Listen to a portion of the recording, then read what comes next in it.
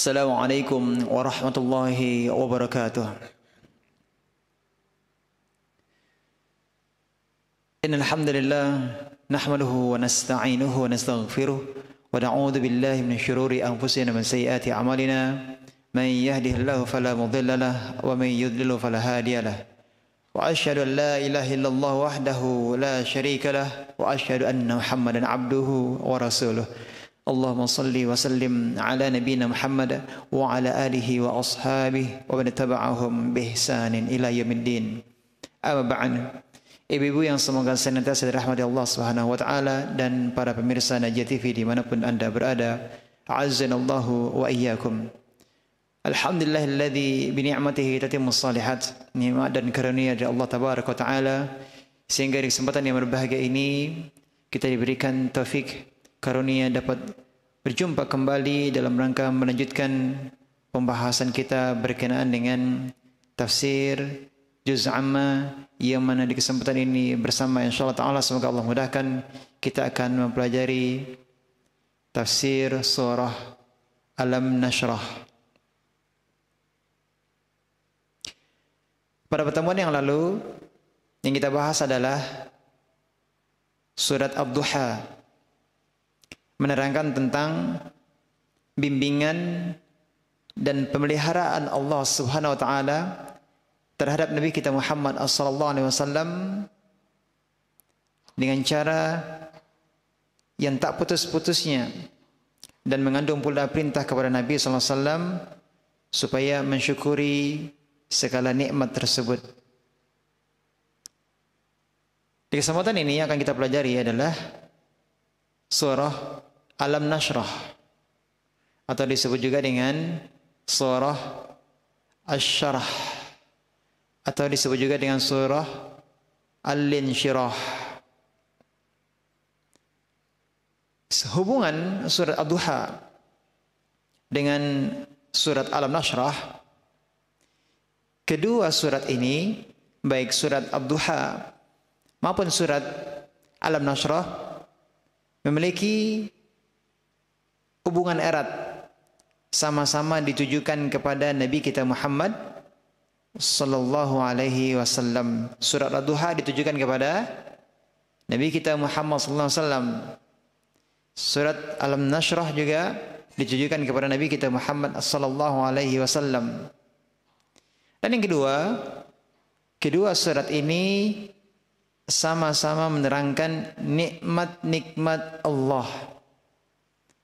Dan Allah merintahkan kepada Nabi kita Muhammad SAW untuk mensyukurinya. Surat Alam Nashrah, apa artinya Alam Nashrah? Ini diambil dari penggalan ayat yang pertama dari surat ini, Alam Nashrah. Bukankah kami telah melapangkan. Surat ini juga disebut dengan surat Asy-Syarah atau Al-Insyirah. Artinya apa? Kelapangan dada. Surat Alam Nashrah surat yang ke-94 terdiri dari berapa ayat? 8 ayat. Dan surat ini adalah Makkiyah. Kita awali dari ayat yang pertama. A'udzu billahi minasy syaithanir rajim. Bismillahirrahmanirrahim. Alam nashrah laka sadrak. Bukankah kami telah melapangkan untukmu dadamu, wahai Muhammad sallallahu alaihi wasallam. Bukankah kami telah melapangkan, alam nashrah, bukankah kami telah melapangkan laka untukmu, sadaraka dadamu. Dada siapa? Dada Muhammad sallallahu alaihi wasallam. Allah SWT berfirman kepada Rasulnya, alam nashrah laka sadrak, bukankah kami telah melapangkan untukmu dadamu? Pertanyaan di sini adalah istifham taqrir. Apa namanya? Istifham taqrir. Pertanyaan untuk penetapan. Ini telah kita pelajari juga ya pada pertemuan yang lalu. Apa contohnya dari surah Ad-Duha? Istifham takrir. Apa contohnya? Masih ingat Bu? Alam yajidka yatiman fa'awa.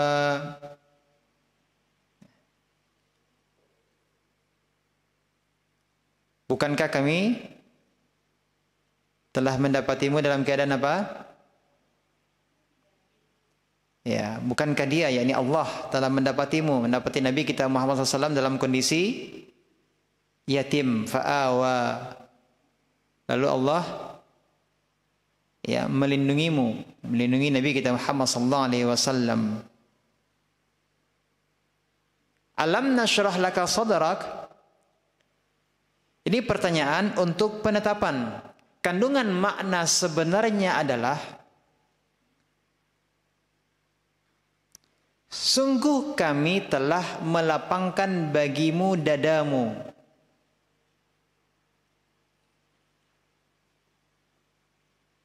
Ini pertanyaannya, alam nashrah, bukankah kami telah melapangkan? Bukankah kami telah melapangkan? Itu maknanya apa? Sungguh kami telah melapangkan.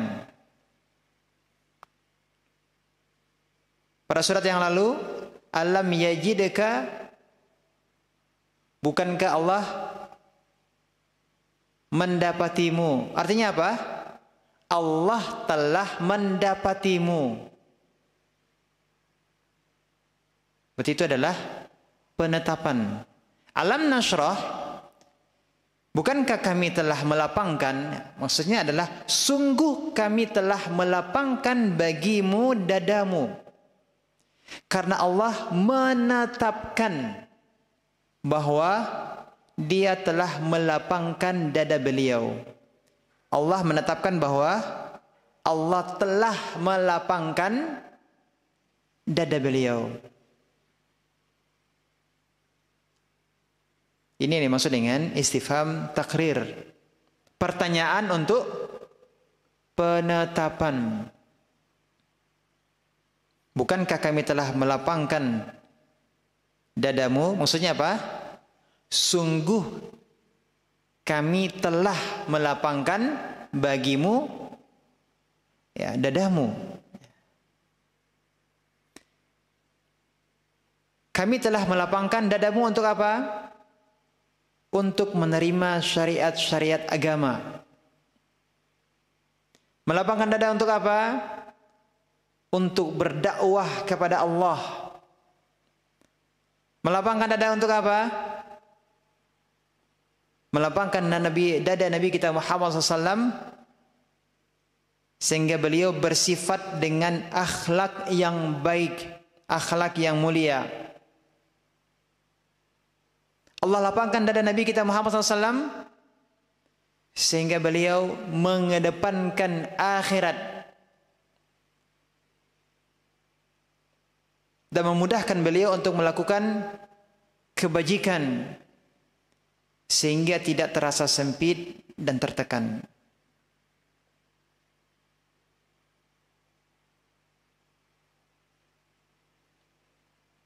Sekali lagi, Allah SWT melapangkan dada Nabi kita SAW untuk apa, Bu? Ya, untuk menerima Islam, untuk syariat-syariat agama.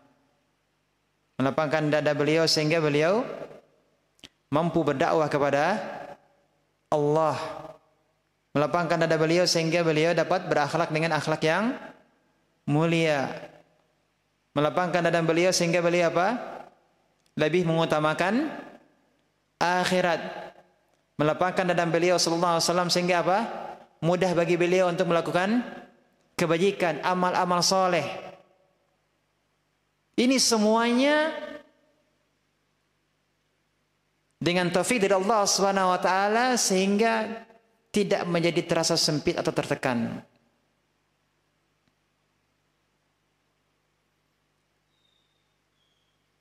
Bu, salat itu berat atau tidak? Salat itu berat atau tidak?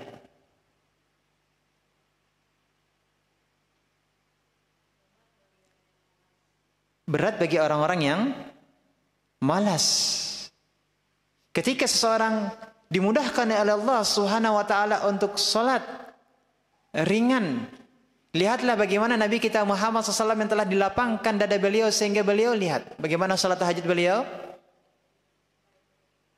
sampai pecah-pecah kaki beliau sallallahu alaihi wasallam karena begitu lamanya salat malam.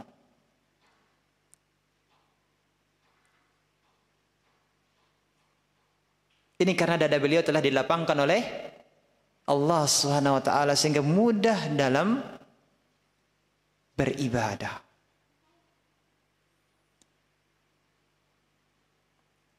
Kami telah melapangkan dadamu untuk apa? Untuk mengemban kenabian. Dengan lapang dada, Rasulullah SAW mampu menjalankan dakwahnya.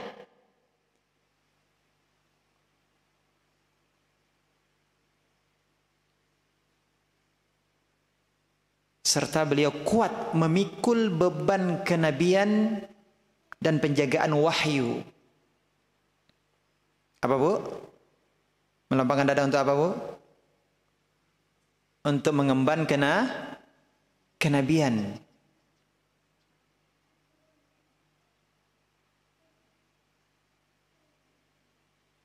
Ini adalah nikmat dari Allah Subhanahu wa taala untuk siapa? Untuk Nabi kita Muhammad sallallahu alaihi wasallam. Ya Allah, lapangkan dada beliau ya dalam rangka membantu beliau menjalankan apa? Dakwah. Dakwah itu tidak mudah, tidak ringan, berat. Apalagi beban kenabian, menjaga wahyu. Allah yang telah menjadikan dada Nabi lapang sehingga beliau diberi kelembutan. Beliau sangat lembut. Allah berikan kepada beliau ketegaran.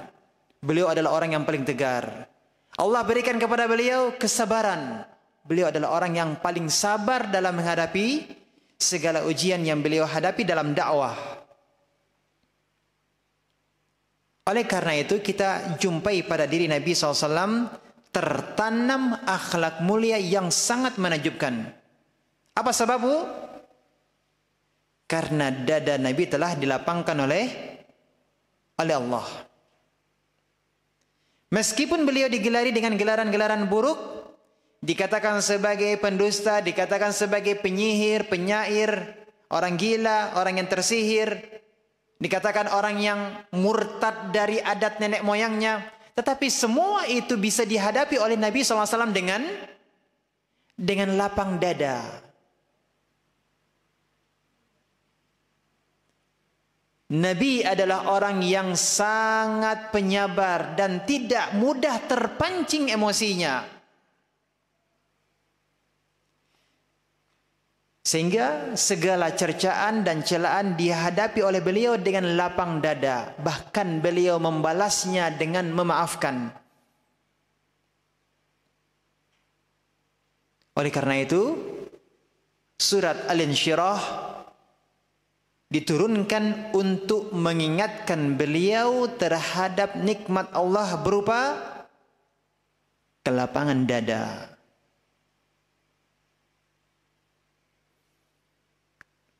Lapangnya dada Nabi mencakup dua hal. Lapangnya dada Nabi SAW mencakup dua hal. Yang pertama adalah lapang dada maknawi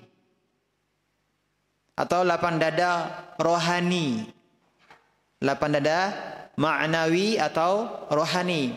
Dan yang kedua adalah lapang dada hissi atau lapang dada secara jasmani. Apa Bu yang pertama? Ma'nawi atau rohani. Yang kedua, lapang dada hissi atau secara jasmani. Lapang dada yang ma'nawi atau rohani, apa itu? Kekuatan dalam menghadapi cobaan.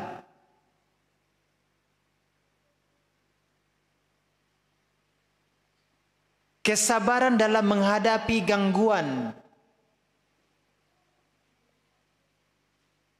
Kelembutan dalam menghadapi celaan.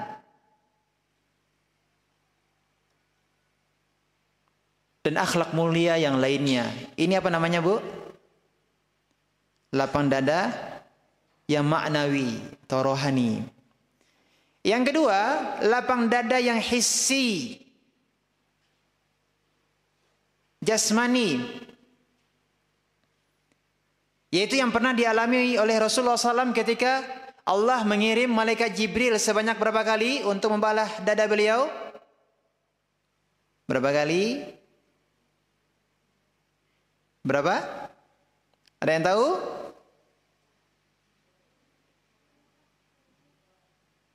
Dua kali, betul. Yang pertama ketika masih kecil, ketika Rasulullah SAW sedang mengembalakan kambing milik keluarga Halimah As-Sa'diyah.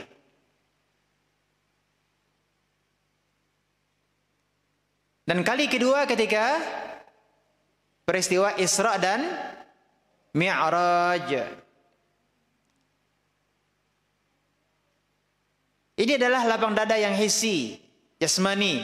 Dada Nabi dibelah oleh malaikat Jibril, kemudian bagian buruk dari jantungnya dicuci. Dibersihkan dengan apa? Air Zam-Zam. Ya, kemudian diisi dengan keimanan dan hikmah. Sehingga Nabi SAW memiliki dada yang lapang.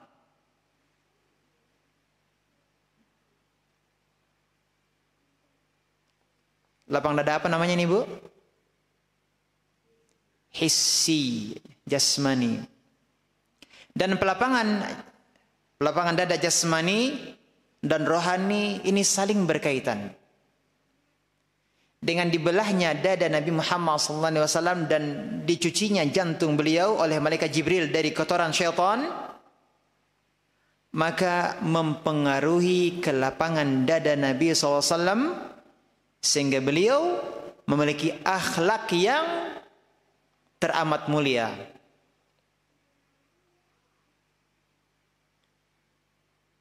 Ini ayat yang pertama. Alam nashrah laka sadrak, artinya apa? Maksudnya apa? Sungguh Allah telah melapangkan dadamu.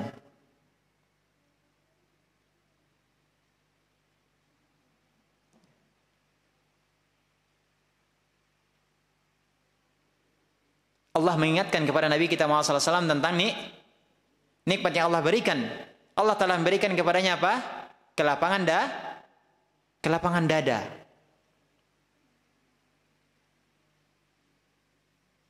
Yang kedua,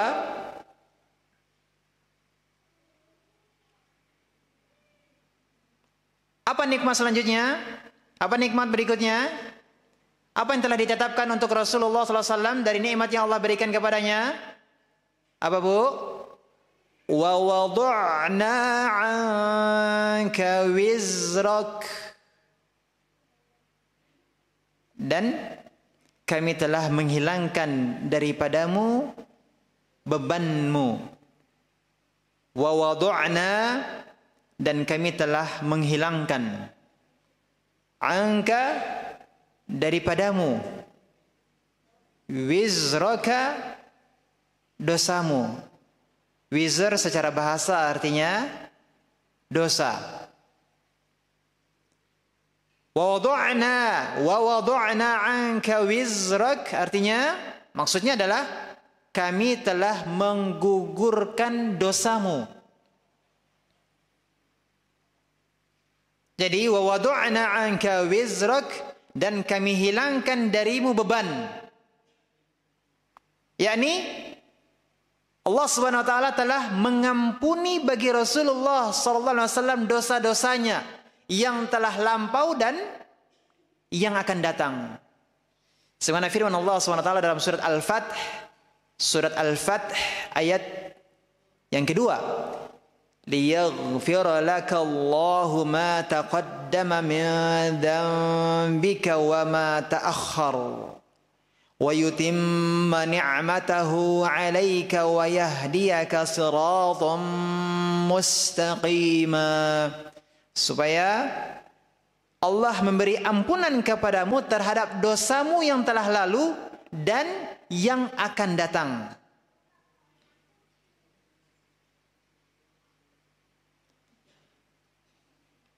Wa yutimma ni'matahu 'alaik, serta menyempurnakan nikmatnya atasmu, wa yahdiyaka siratan mustaqima, dan memimpin kamu kepada jalan yang lurus. Surat apa? Ayat 6. Ini menunjukkan bahwa Allah telah mengampuni dosa-dosa nabinya dan mengangkat darinya bebannya.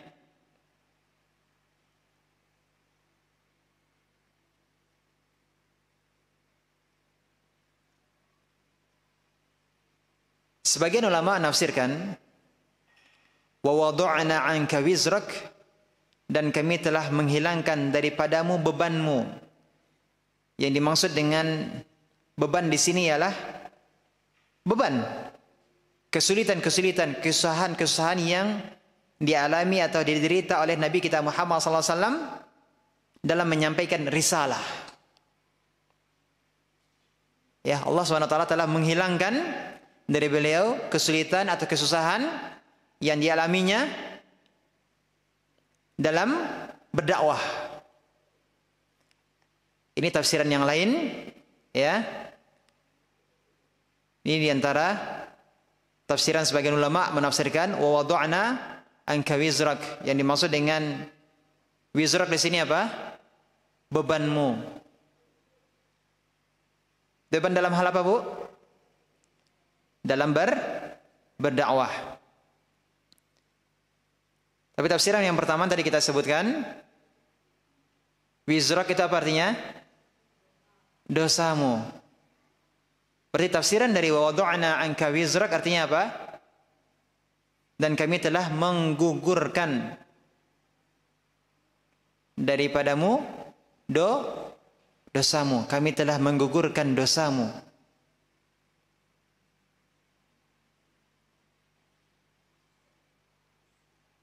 Lanjut ayat yang ketiga. Alladzi anqadha dhahrak. Alladzi, yang, anqadha artinya asqala, memberatkan. Anqadha artinya asqala, memberatkan. Dhahraka, punggungmu. Alladzi anqadha dhahrak, yang memberatkan punggungmu. Ya, demikianlah kondisi Nabi dan secara umum orang-orang soleh. Orang soleh ketika terjerumus ke dalam dosa, maka dia akan merasa berat. Dia merasakan dosa itu apa, Bu? Beban. Dia akan merasa malu di hadapan Allah. Dadanya terasa sempit dan sangat menyesali dosanya. Itulah orang soleh.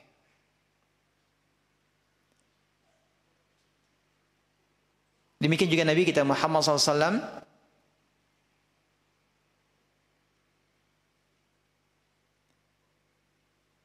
merasakan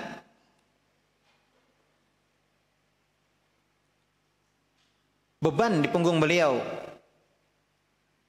Beban apa? Wizr, dosa.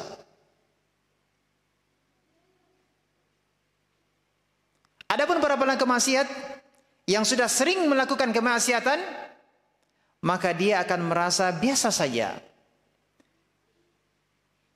Seakan-akan dia tidak pedulikan lagi dan tidak menjadi beban baginya. Dosanya tidak menjadi beban. Kenapa? Karena sudah sering melakukan kemaksiatan.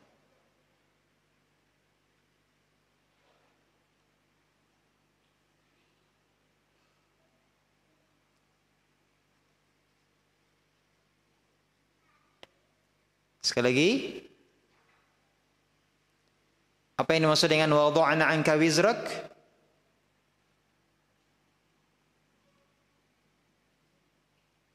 Dan kami telah menghilangkan daripadamu bebanmu. Beban yang dimaksud apa? Wizr, dosa. Dan Allah telah mengampuni dosa. Nabi kita Muhammad SAW, apakah itu dosa yang telah berlalu ataukah dosa yang akan datang?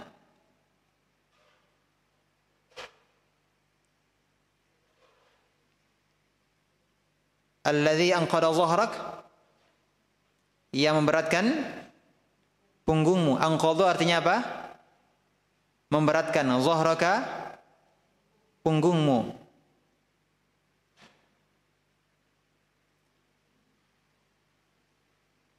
Yang keempat, wa rafa'na laka dzikrak. Wa rafa'na laka dzikrak, dan kami rafa'na, tinggikan, laka, bagimu, dzikraka, sebutan namamu, dzikraka, penyebutanmu. Yakni kami tinggikan derajatmu dan kami berikan pujian baik lagi luhur untukmu yang belum pernah dicapai oleh seorang pun. Wa rafa'na laka dzikrak, yang kami tinggikan apa? Derajatmu.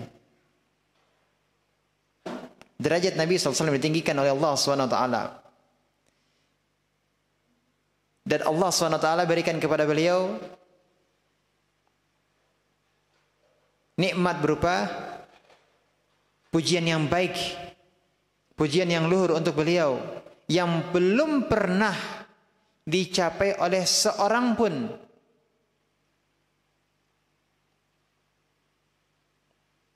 Beliaulah yang termulia, beliaulah yang terpuji.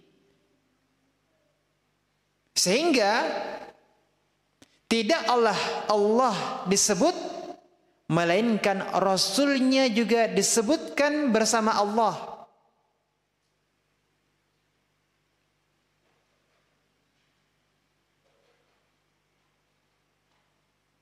Seperti apa?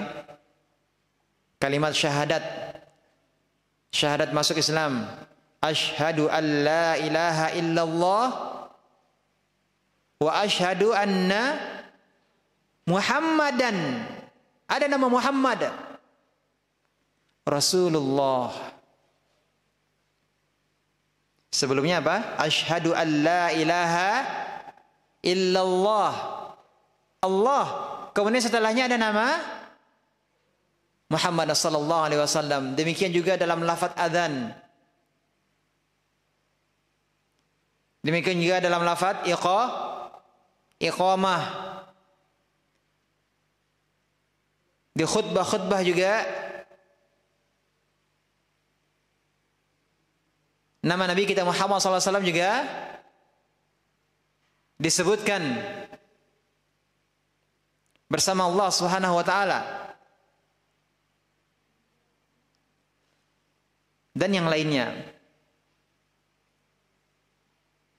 Yang mana dalam kata-kata tersebut Allah menggabungkan sebutan Rasulnya Muhammad sallallahu alaihi wasallam.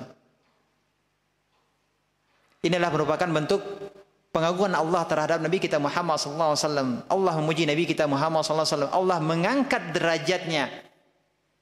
Allah meninggikan penyebutan namanya. Dan di hati umatnya, beliau dicintai, diagungkan dan dimuliakan. Yang mana ini semuanya tidak dimiliki oleh seorang pun selain Nabi kita Muhammad SAW setelah Allah. Kemudian Allah juga menjadikan taat kepada Nabi SAW termasuk taat kepada Allah. Taat kepada Nabi termasuk taat kepada Allah.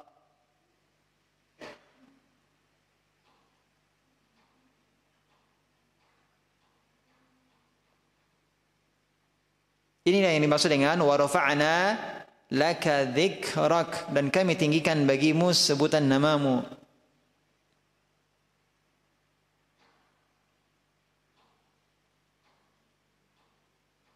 Coba kita perhatikan Bu, ketika azan dikumandangkan.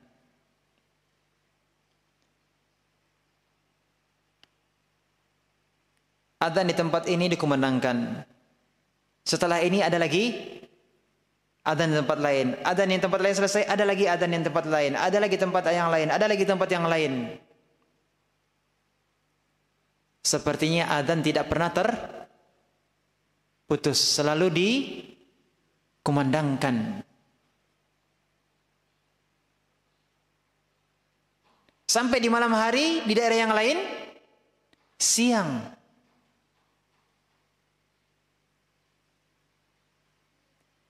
Ini nikmat atau bukan? Nikmat dari Allah Subhanahu wa taala untuk siapa? Untuk Nabi kita Muhammad sallallahu alaihi wasallam. Allah tinggikan kedudukan beliau. Allah tinggikan penyebutan nama beliau sallallahu alaihi wasallam. Ayat yang kelima dan yang keenam, fa inna ma'al usri yusra. Inna ma'al usri yusra. Fa inna, karena sesungguhnya, ma'a itu bersama. Ma'al usri, al-usr itu apa? Al-usr itu artinya kesulitan. Yusr, yusrun, kemudahan.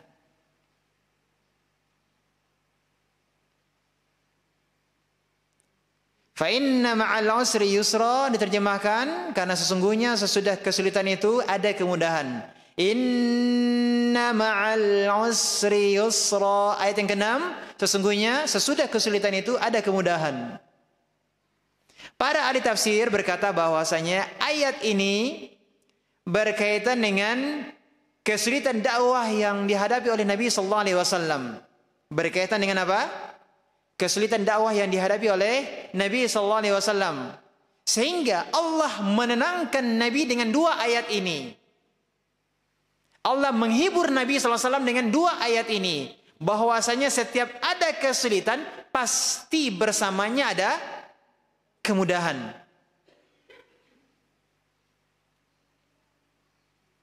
Yang semakna dengan ayat ini surat At-Talaq ayat yang ke-7, sayaj'alullahu ba'da usri yusra. Allah akan memberikan kemudahan setelah kesulitan. Allah akan memberikan kemudahan setelah kesulitan. Demikian juga sabda Nabi sallallahu alaihi wasallam, wa annan nasra ma'as sabr, dan sesungguhnya pertolongan datang bersama dengan kesabaran. Pertolongan datang bersama dengan kesabaran. Wa annal faraja ma'al karbi. Al faraj, kelapangan, datang bersama dengan al karb, penderitaan. Kelapangan datang bersama penderitaan. Wa anna ma'al usri yusra, dan sesungguhnya bersama kesulitan ada kemudahan.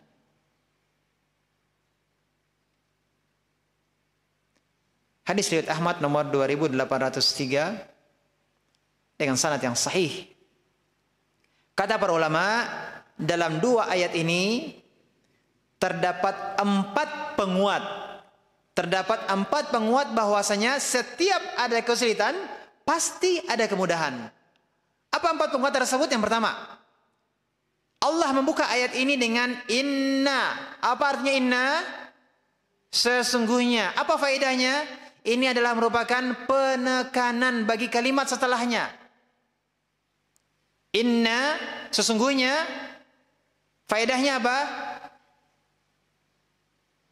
Penekanan bagi kalimat setelahnya. Ini ada inna. Yang kedua, Allah mengulangi kalimat tersebut. Allah mengulangi apa? Allah mengulangi apa? Kata apa? Ma'al usri yusra.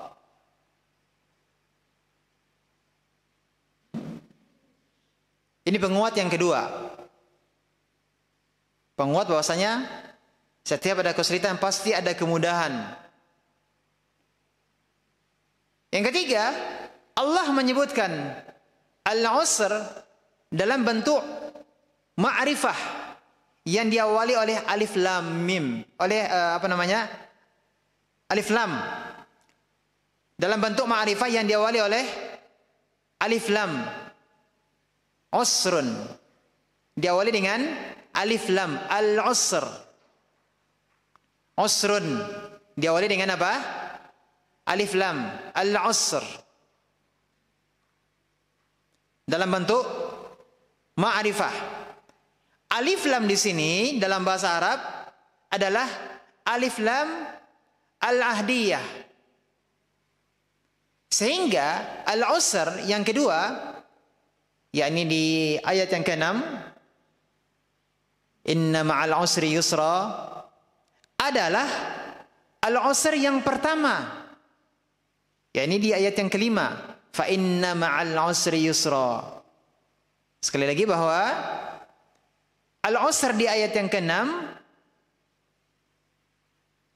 ini disebutkan kembali setelah disebutkan pada ayat yang ke-5.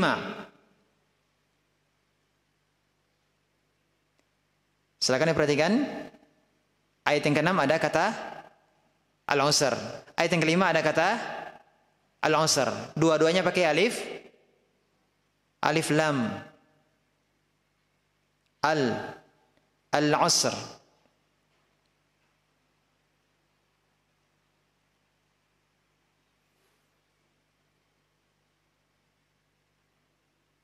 Berbeda dengan yusron, disebutkan dalam bentuk nakirah,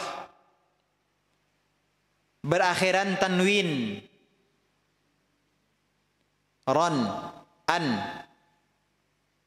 tidak ada alif lamnya, bukan al-yusra, tapi apa? Yusron, tidak ada alif lamnya. Kalau ada alif lamnya bagaimana? Fa inna ma'al usri al-yusra. Tetapi di dalam ayat adalah yusron, nakirah, tidak ada alif lamnya. Sehingga yusron yang kedua di ayat yang ke-6 berbeda dengan yusron yang pertama di ayat ke-5. Apa artinya itu? Maka disimpulkan bahwa dalam dua ayat ini kesulitan itu hanya satu dan kemudahan itu ada dua. Kita ulangi sekali lagi. Al-usr di ayat yang ke-6 itu adalah masih al-usr yang sama di ayat yang ke-5. Apa artinya al-usr? Kesulitan. Kesulitan yang dimaksud di ayat yang ke-6 Itu adalah kesulitan yang dimaksud pada ayat yang kelima. Sama. Yusran, kemudahan yang disebutkan dalam ayat yang keenam, itu bukanlah kemudahan yang sama yang disebutkan pada ayat yang kelima. Berarti pada dua ayat ini kita dapati ada berapa kesulitan? Satu kesulitan.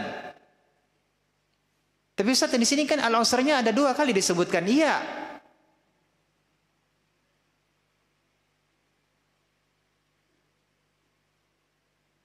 Pengulangan al-usr di ayat yang kedua itu sama dengan al-usr yang di ayat yang kelima. Itu juga kesulitannya.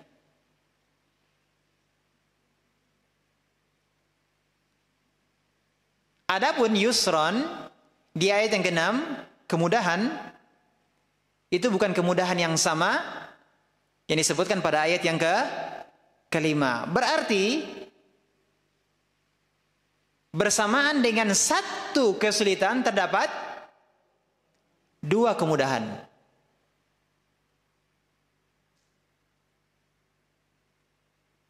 Ini penguatan yang keberapa?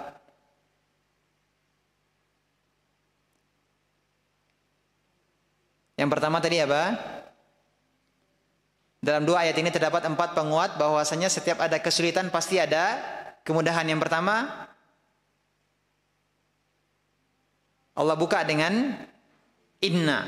Yang kedua, ada pengulangan. Pengulangan kalimat. Inna ma'al usri yusra. Pengulangan tersebut dengan maksud untuk benar-benar menekankan sehingga kalimatnya diulang lagi. Yang ketiga, Allah menyebutkan tadi apa? Al-usra dalam bentuk ma'rifah dan yusra dalam bentuk nakirah. Ini terkait dengan kaidah bahasa, ya. Yang jelas ini maknanya apa? Satu kemudahan, satu kesulitan dan dua kemudahan.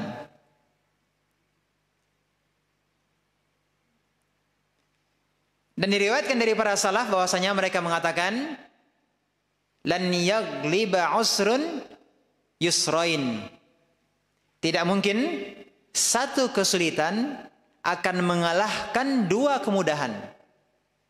Ini diantara perkataan para salaf. Tidak mungkin satu kesulitan akan mengalahkan dua kemudahan. Yang keempat, Allah menggunakan kalimat ma'a. Maknanya ma'a, bersama. Ini menunjukkan bahwasanya kemudahan tersebut akan segera datang setelah kesulitan. Ma'a, bersama. Kesulitan tersebut akan segera datang setelah kesulitan. Allah menggunakan kalimat ma'a, bersama. Sampai-sampai Ibnu Mas'ud radhiyallahu anhu berkata, "Lau dakhala al-usru fi juhr, la jaa al-yusru hatta yadkhula alaihi." Seandainya kesulitan itu masuk ke dalam sebuah lubang,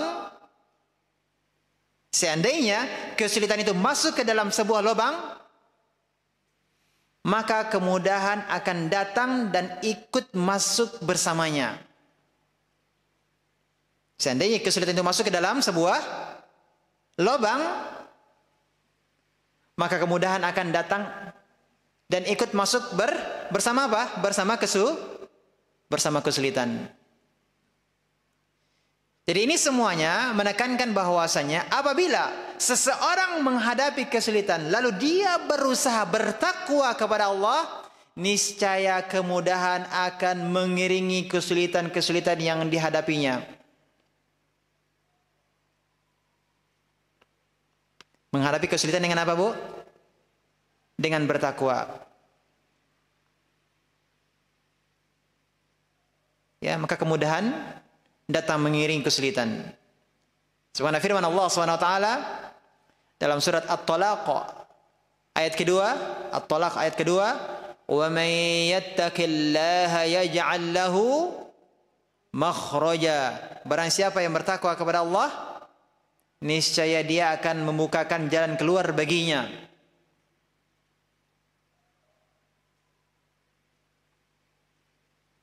Solusinya akan dia peroleh dengan cara apa? Bertakwa. Solusi dari semua permasalahan adalah dengan bertakwa. Dan ketahuilah bahwasanya jalan keluar itu dekat. Seakan-akan jalan keluar itu datang bersama kesulitan yang baru saja dihadapinya. Yang terpenting bagaimana, Bu? Senantiasa perbaiki hati, berhusnuzon kepada Allah, perbaiki ibadah kepada Allah, perbaiki tawakal dan takwa kepada Allah. Kemudian poin yang lainnya adalah kesulitan dalam ayat ini mencakup seluruh bentuk kesulitan. Kesulitan apa yang dimaksud dalam ayat ini, Bu? Kesulitan apa? Semua bentuk kesulitan. Dari mana kita mengetahuinya? Karena lafaz al-usr diawali dengan alif lam. Ini menunjukkan al-istighraq. Generalisasi, memberikan faedah keumuman. Al-usr menggunakan apa? Diawali dengan alif lam, al. Ini menunjukkan umum, mencakup seluruh kesulitan. Dan ini juga menunjukkan betapapun berat dan besar kesulitan tersebut, maka ujungnya adalah kemudahan. Allahumma shalli ala Muhammad.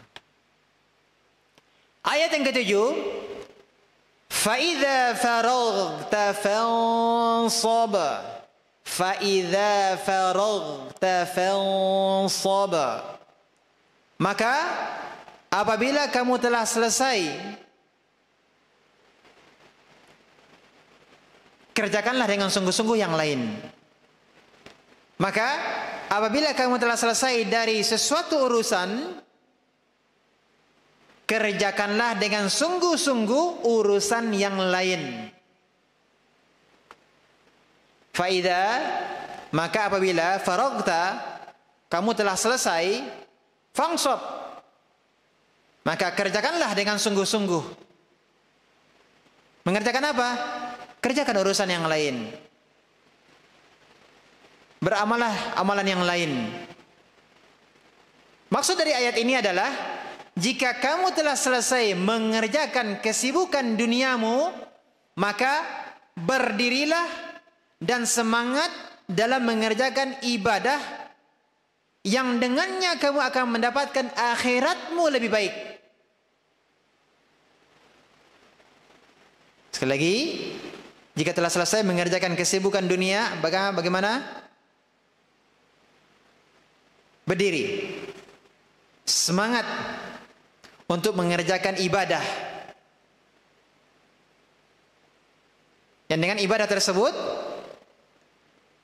akan mendapatkan akhirat yang lebih baik. Dan janganlah kamu habiskan waktumu hanya untuk urusan dunia semata.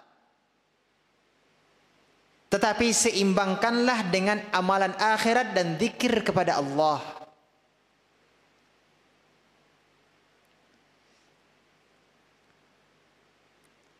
Waktu yang lapang ini adalah nikmat dari Allah. Rasulullah SAW bersabda, "Ni'matani maghbunun fihima katsirun minan nas, as-sihhatu wal faragh." Dua nikmat, kebanyakan manusia tertipu dengan keduanya, tertipu dengan kedua nikmat tersebut. Apa itu, Bu? As-sihhah, kesehatan, wal faragh, dan Al-faragh, waktu luang. Al-faragh. Al-faraghu, waktu luang. Waktu luang adalah nikmat dari Allah.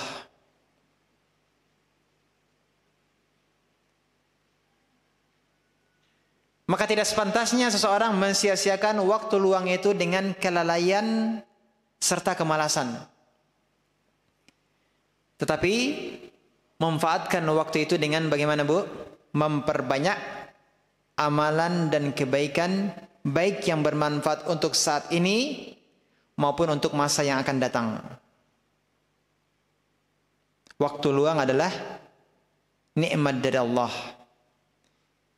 Jangan sampai kita mensia-siakan waktu luang tersebut dengan kelalaian, dengan kemalasan. Bagaimana cara kita menggunakan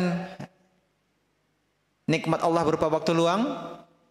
Dengan memperbanyak amalan, kebaikan-kebaikan, hal-hal yang bermanfaat untuk saat ini dan untuk yang akan datang. Faidza faragta fansab, maka apabila kamu telah selesai dari sesuatu urusan, fansab, kerjakanlah dengan sungguh-sungguh urusan yang lain. Fansab, kerjakanlah dengan sungguh-sungguh urusan yang lain. Wa ila rabbika farghab, dan hanya kepada Rabbmu lah hendaknya kamu berharap. Maknanya, jika Anda telah selesai, jika Anda telah menyelesaikan pekerjaan-pekerjaan Anda, maka mulailah pekerjaan lainnya.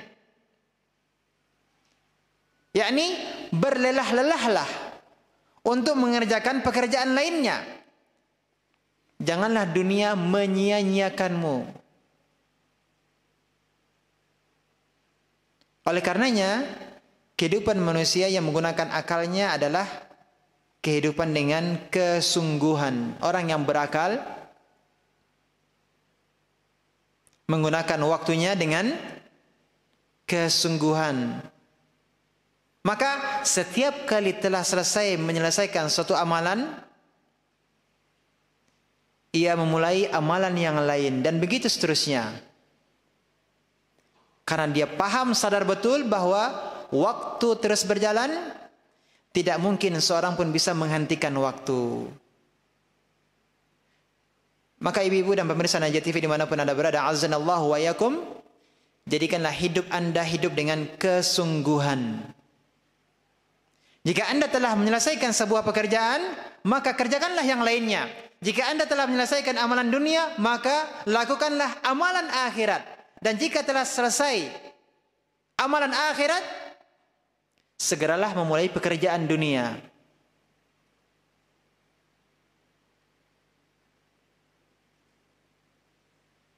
Coba kita perhatikan firman Allah SWT.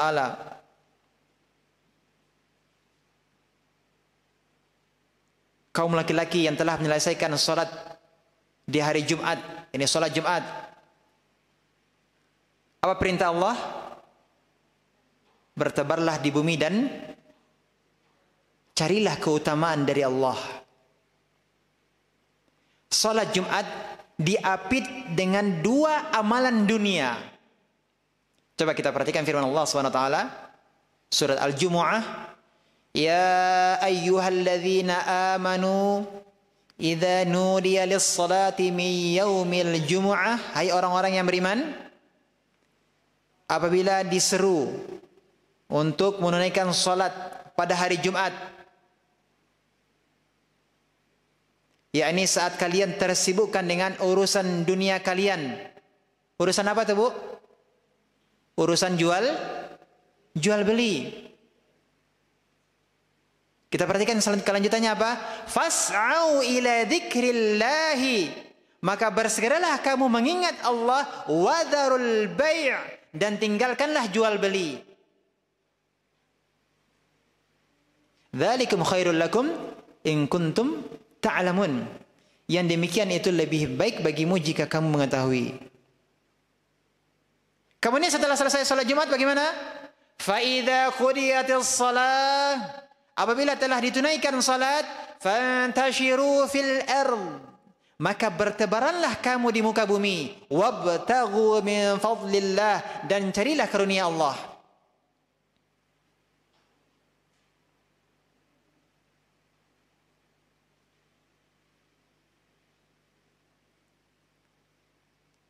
Salat Jumat diapit dengan dua amalan dunia. Yang pertama apa tadi, Bu? Jual beli. Kemudian ketika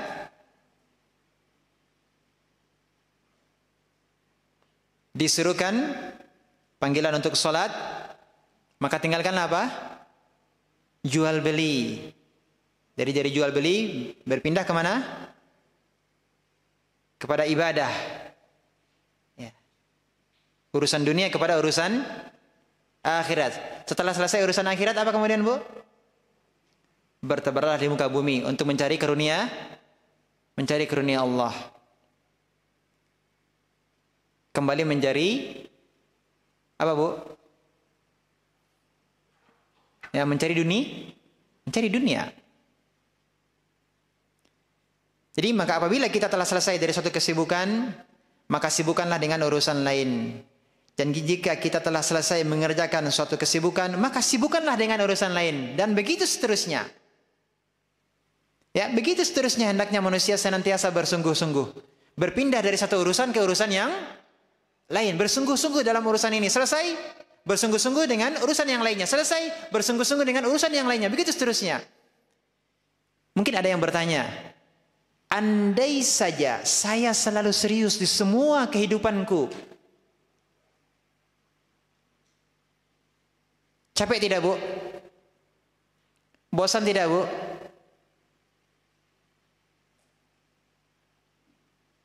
Bagaimana kita jawab, Bu?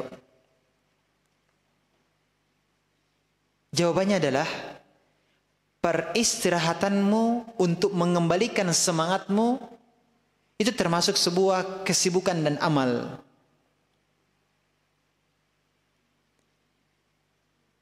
Kesibukan itu tidak selalu bergerak. Rehatmu, istirahatmu supaya dapat mengembalikan semangatmu. Istirahat. Itu juga amal. Untuk mengembalikan semangat. Untuk bisa melakukan pekerjaan yang lain. Jadi rehat, istirahat itu termasuk perbuatan atau bukan? Termasuk perbuatan. Yang penting kita selalu bersungguh-sungguh untuk mengisi waktu-waktu kita dengan amal-amal soleh. Ketika kita beramal, maka sungguh-sungguhlah. Termasuk ketika kita istirahat, istirahat kita niatkan dalam rangka apa? Untuk memulihkan kembali tenaga kita, untuk agar bisa kita kembali bersemangat, semangat beraktivitas. Niatkan itu semuanya karena Allah. Niatkan itu semuanya karena Allah. Termasuk tidur kita di siang hari qailulah, ya. Atau tidur di malam hari, kita niatkan dalam rangka apa, Bu? Semangat beribadah di esok harinya.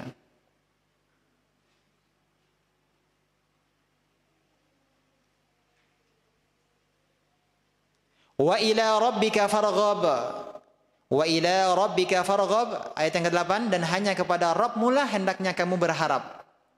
Yakni jika Anda melakukan pekerjaan-pekerjaan yang sudah diselesaikan, kemudian Anda melakukan pekerjaan yang lainnya, maka berharaplah kepada Allah. Mengharap apa, Bu? Apa yang diharapkan? Berharap untuk memperoleh pahala, ganjaran, dan pertolongan.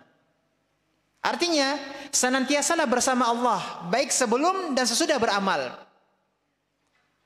Maka kita jadikan diri kita bersama Allah sebelum beramal dengan bagaimana, Bu? Memohon bantuan Allah. Ini sebelum beramal. Setelah beramal, apa yang kita harapkan?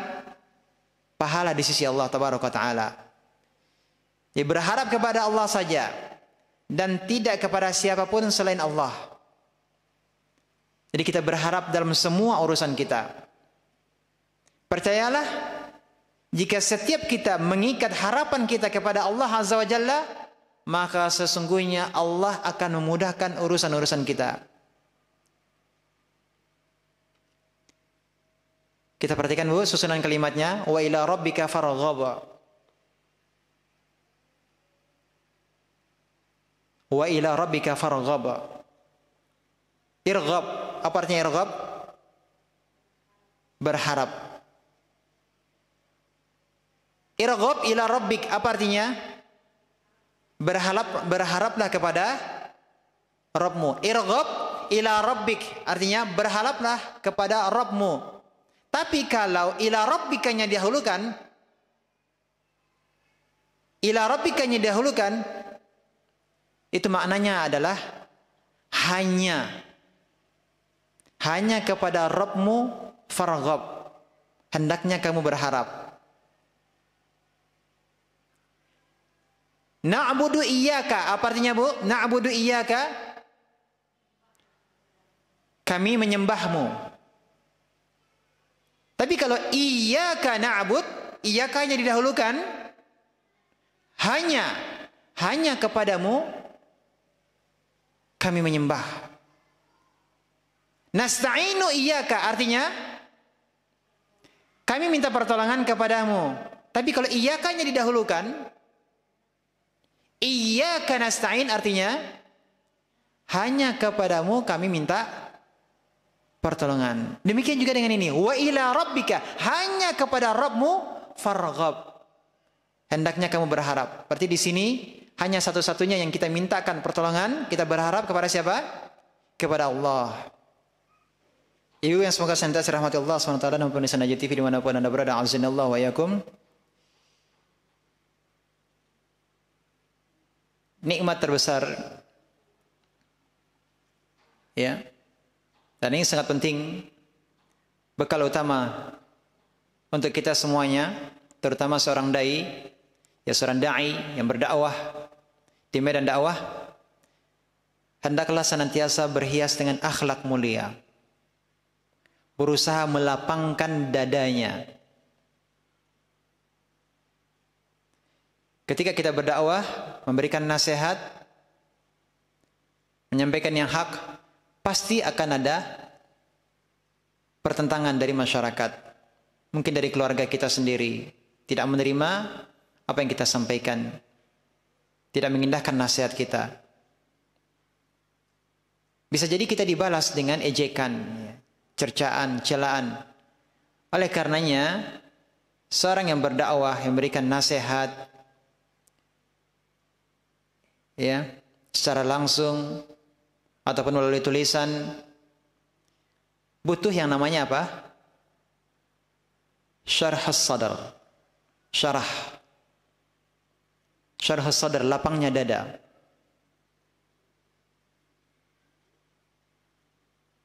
Kenapa? Kalau dia tidak lapang dada dan menghadapi tantangan-tantangan dakwah, maka gugurlah dakwahnya.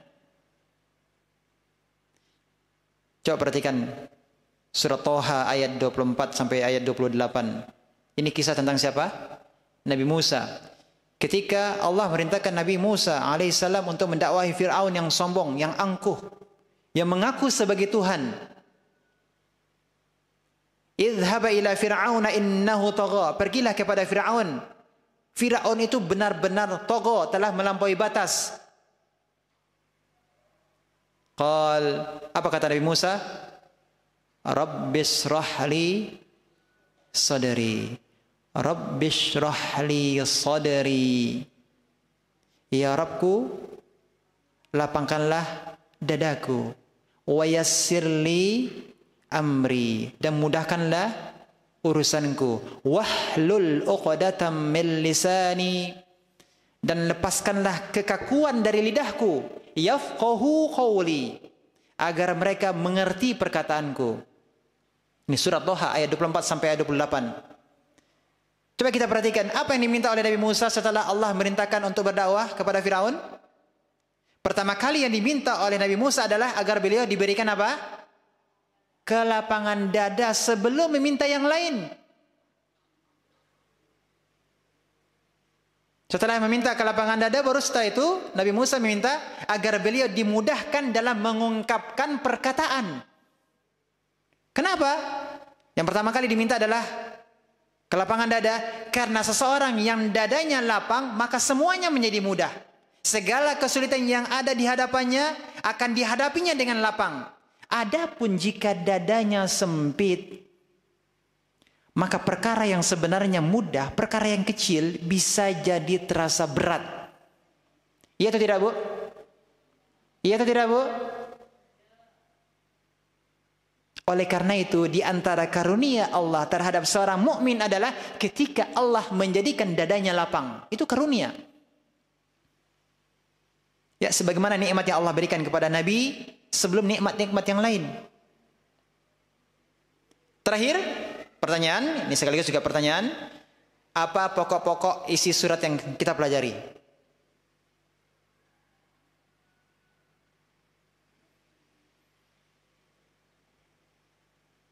Yang pertama,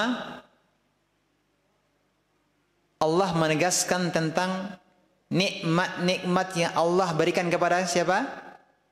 Nabi Muhammad SAW. Silakan disebutkan nikmat apa saja yang terdapat yang disebutkan di dalam surat Asy-Syarah ini. Yang pertama adalah kelapangan dada. Allah telah menjadikan bagi Nabi SAW kelapangan dada. Yang kedua apa?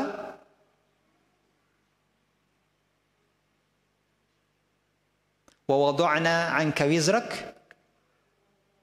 menggugurkan dosanya yang telah lalu dan yang akan datang.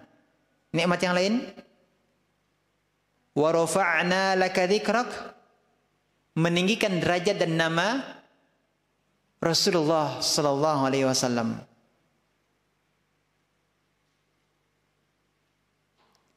Pokok puasan yang lainnya, yang kedua, pernyataan Allah, Allah lah yang menyatakan, Allah lah yang menegaskan bahwa di samping kesukaran ada kemudahan. Karena itu diperintahkan kepada Nabi SAW agar tetap melakukan amal-amal soleh. Apa ayatnya, Bu?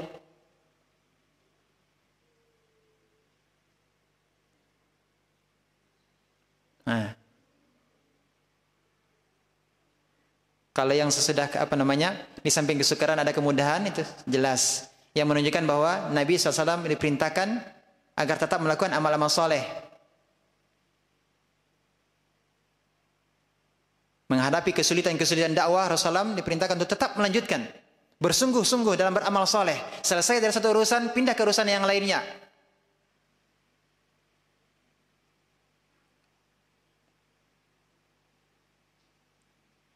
Selesai urusan dakwah, pindah ke ibadah dan doa. Kemudian berdakwah lagi. Mana ayat yang menunjukkan hal ini, Bu?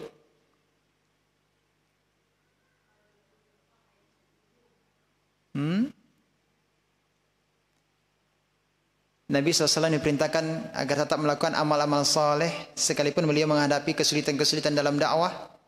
Tapi Allah telah menegaskan bahwa bersamaan kesulitan itu ada kemudahan.